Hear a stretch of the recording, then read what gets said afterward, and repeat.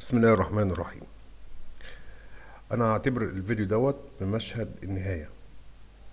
آه، ارجو من الاخوة في ايران ان هم ما يضربوش اخوتنا في الدول العربية، ما عدا الامارات. يعني انا ماليش دعوة بيها خالص، ما بحسبهاش يعني دول عربية اصلا، من غير زعل كده وما فيش كلام فيها.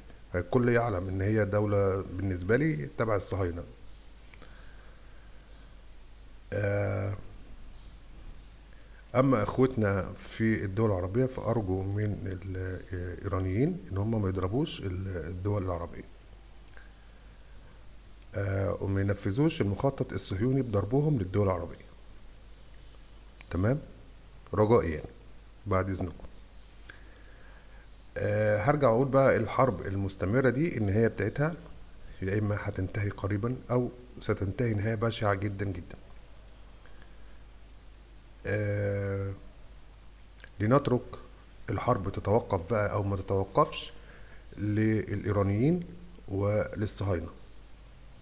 الصهاينة لو شايفين ان هي عادي، لو ضربت مفاعل ديمونة اتضرب عادي، لو ما حتى الايرانيين ضربوا مفاعل بوشهر لو حسوا بالانهيار، وبقى خلوها تخرب على الكل يعني. فلو شايفة الاستمرار في الحرب ده شيء لابد منه، خلاص هي مادام هم هؤلاء الصهاينة عايزين كده خلاص، لنترك الامر للصهاينة والايرانيين. ارادوا القدوم في هذه الحرب فليتقدموا، ارادوا التوقف فليتوقفوا. تمام. انا عارف ان الموضوع في الخلفية امريكا وروسيا والصين هم اللي يقدروا يخلصوا الليلة دي.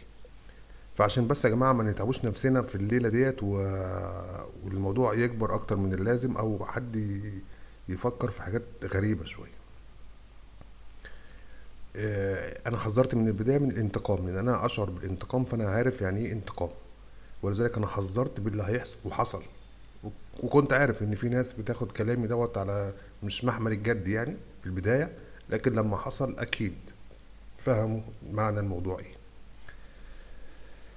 تمام، لنترك الامر بقى للايرانيين وللصهاينه. الصهاينه شايفين عادي ان هي تقلب حرب نوويه او حتى ضرب مفاعلات هنا وهنا، والحاجات ديت شايفه ان ده شيء عادي. ما هي الصهاينه عايزين كده خلاص، فايه ما دام الصهاينه عايزين كده فاحنا شئنا ام ابينا.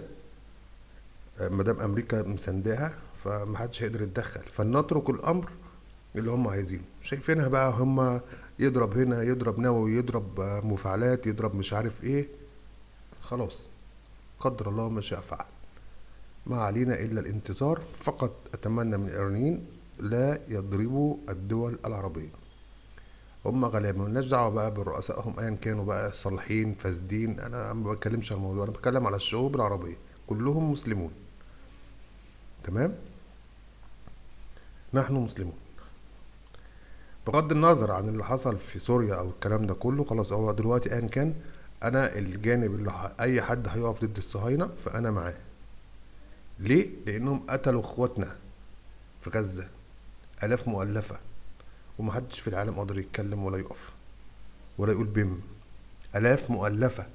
دلوقتي هم الصهاينه حسوا بطعم يعني ايه انهيار دوله، ويعني ايه انهيار بلد، ويعني ايه ناس بتموت واطفال وحاجات من دي.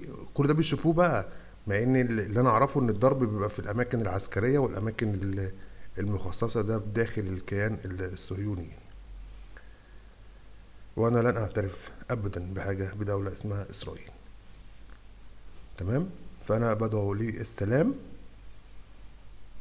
الى حدود 67 او ما قبل 67، ايا كان يعني بقى الموضوع يتم بالسلام ازاي. فكيف في كلتا الاحوال مش هيتم غير باتفاق ما بين امريكا، حتى بعيد عن اسرائيل خالص، ما بين امريكا وبين روسيا والصين، هم اللي هيوضعوا السلام. وارجو يكون تركيا ومصر شاهدين على هذه الاتفاقات.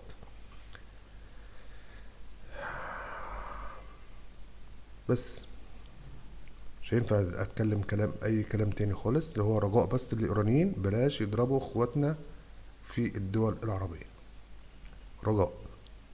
انا عارف ان انتوا بتضربوا المصالح الصهيونيه الامريكيه، ولكن هو الموضوع بيزيد، بيوصل للناس، الناس غلابه ومسلمين. كنت اتمنى من الدول العربيه ان هم شايفين المشاكل دي يكروسوا القواعد الامريكيه على مصلحتهم اصلا، هم في احتلال اساسا يعني. كان اتمنى يفهموا الحته ديت وكانوا يكرشوهم خلاص وخلصنا. خلاص بقى يا ايران مالكيش حجه، ما تجيش جنبنا. ولكن بقى ان كان الوضع، فاحنا اخواتنا في الدول العربيه دي كلها ارجو عدم ضربهم يعني.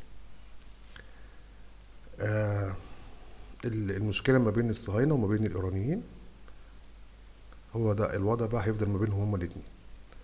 تمام. شيلوا بقى الدول العربيه خالص من الضرب نهائي يعني، ارجو يعني. مش هينفع بقى اتكلم كلام تاني، نسيب الموضوع للايران والصهاينه عايزين يكملوها تولع حرب بقى دمار شامل ايا كان، هم اللي عايزينه خلاص هيمشي، انتهى. والله المستعان. السلام عليكم ورحمه الله تعالى وبركاته.